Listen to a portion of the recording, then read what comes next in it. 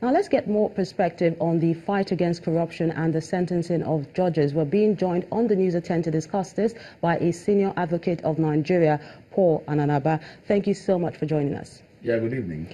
Now, what's your take on the anti-corruption fight of the federal government, especially regarding the high-profile cases that have gotten conviction? Well, let me start from the psychological content. I think this government has done well on the issue of corruption. Corruption has been so endemic in this country.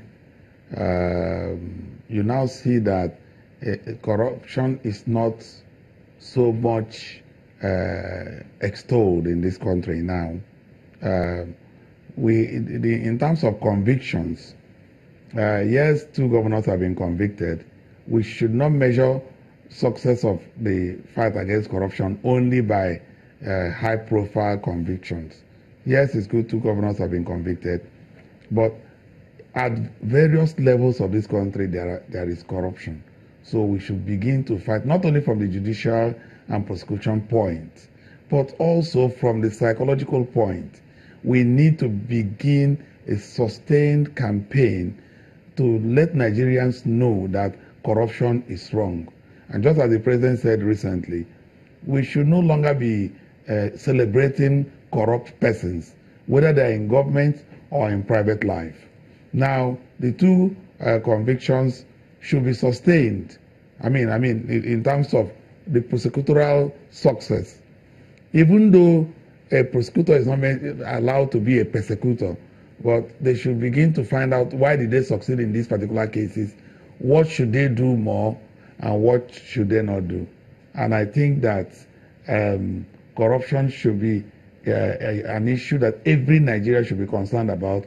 We should all work together, support the prosecutorial agencies, whilst the prosecuting agencies should also be on the watch out not to infringe on the fundamental rights of people, and be sure that it is not selective. It is a word that wins the confidence of Nigerians. And I think that will help us to achieve more success. But you know that this administration rode on the wings of fighting corruption, but yes, a lot of people may say that these prosecutions came a bit too late. Yes, I mean, the legal process is a process. It's not like going to the shelf to pick up commodities. Yes, I agree to some extent that some of these cases had dragged even after the Administrative Criminal Justice Act has come into place. But it is better late than never. So you see more to come? Yes, what I'm saying is we are not where we are supposed to be, okay, but we have left where we used to be. That's why I'm saying we should increase the tempo of letting Nigerians know. Agencies like the National Orientation Agency should kick in. All religious organizations, NGOs should kick in and begin to emphasize that so that we can begin to reduce the number of people who engage in corruption. It seems to me that many Nigerians think that the fight against corruption is about getting prosecution, convicting people. We don't have all the prisons. We don't have all the personnel to fight everyone. So we should begin to reduce the number of people who even think about corruption, and then go after those who insist that corruption is a way of life and show them where they should be. And to add to that, a lot of people also say the fight is being selective.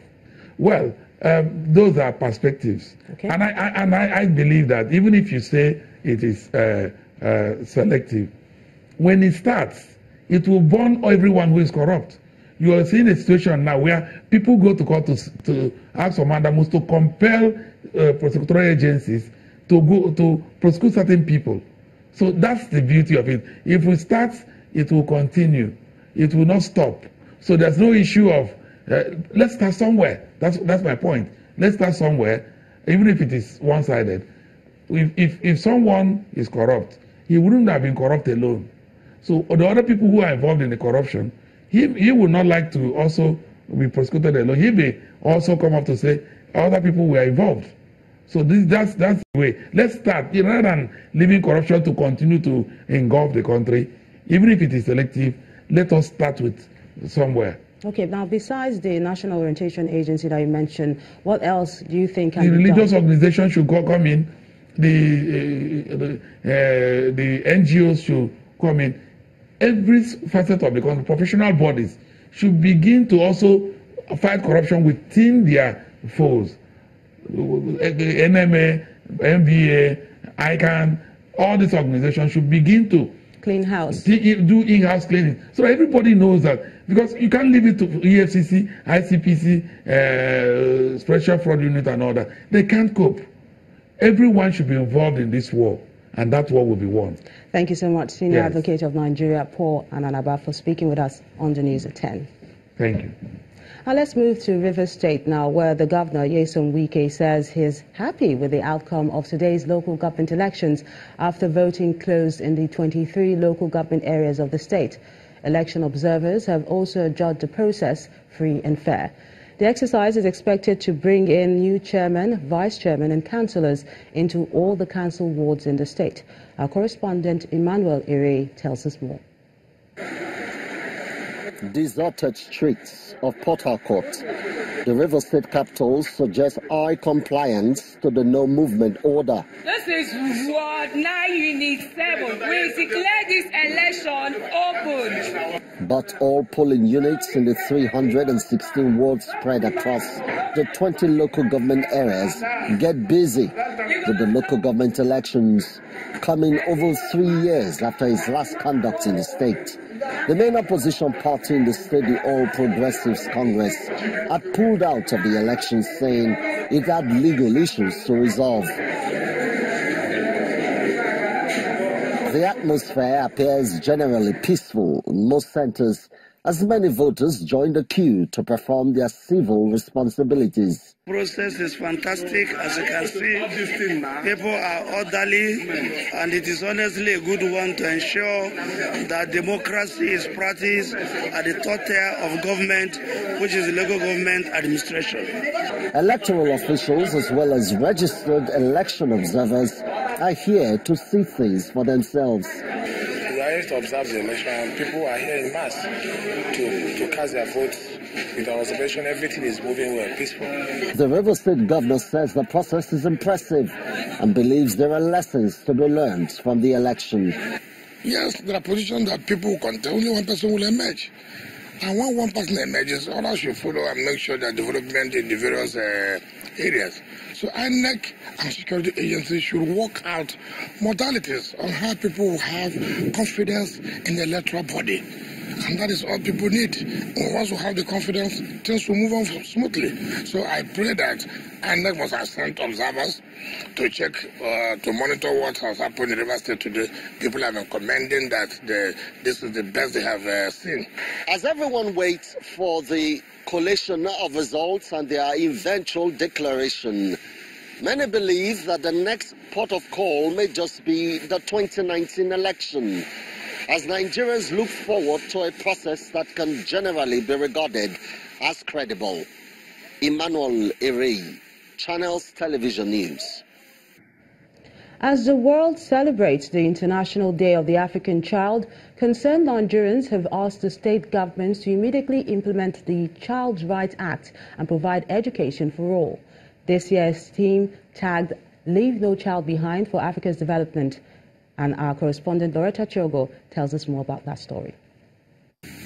June 16 of every year since 1991 has come to stay as the Day of the African Child.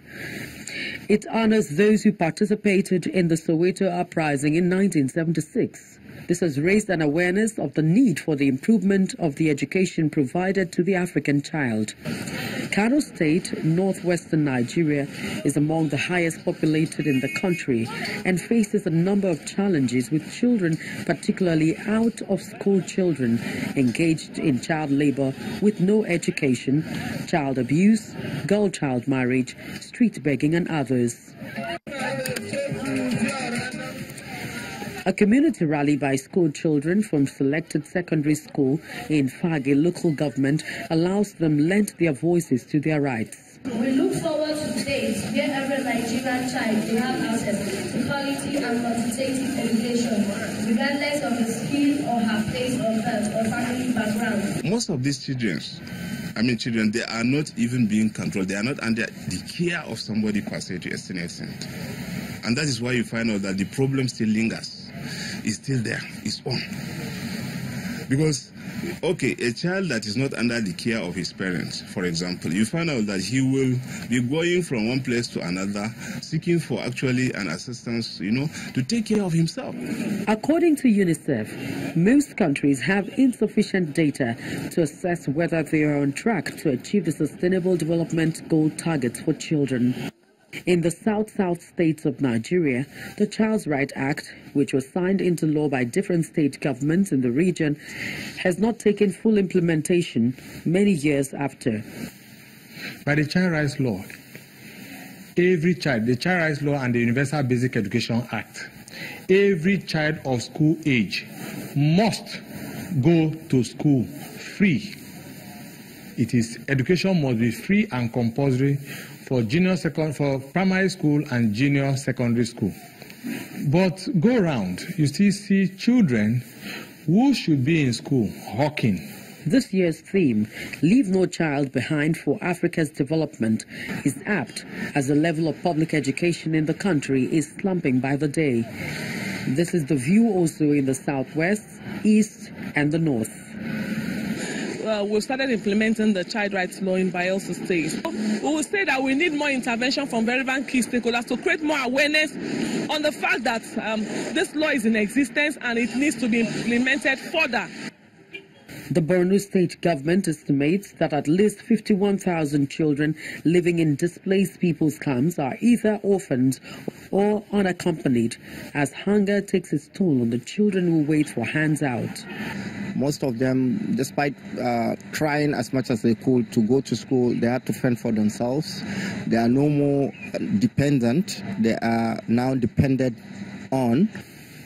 Issues affecting the African child may probably not go away until the governments pay active attention than lip service to tackling them. Loretta Chiogo, Channels Television News. An appeal has gone out to traditional rulers across the country to continue to collaborate with various governments for grassroots to enjoy developmental projects and peaceful coexistence. The Kwara State Governor, Abdul Fattah Ahmed, made the call while hosting the Emir of Ilorin, Ibrahim Sulu Gambari, who paid him a Salah homage at the Government House. The governor noted that though the country is battling security challenges, support from traditional rulers will go a long way in reducing the menace. No doubt Nigeria is finding itself in tough times. We have seen the current insecurity we are faced with in Nigeria. Some of these insecurities is happening in the northeastern most of the country. It's happening in the northwestern part of the country. Only recently, we witnessed a very sad event in Offa, where armed bandits went in and disturbed the peaceful environment. Allah subhanahu wa ta'ala has taken us to overcome that activity. Even though, yes, we are aware that we are in political times, sometimes we stretch our politics beyond limits. The activities that happen in Offa is a very sad one. 33 lives were lost. 33 families are grieved. I don't want us to drag the unfortunate situation into politics.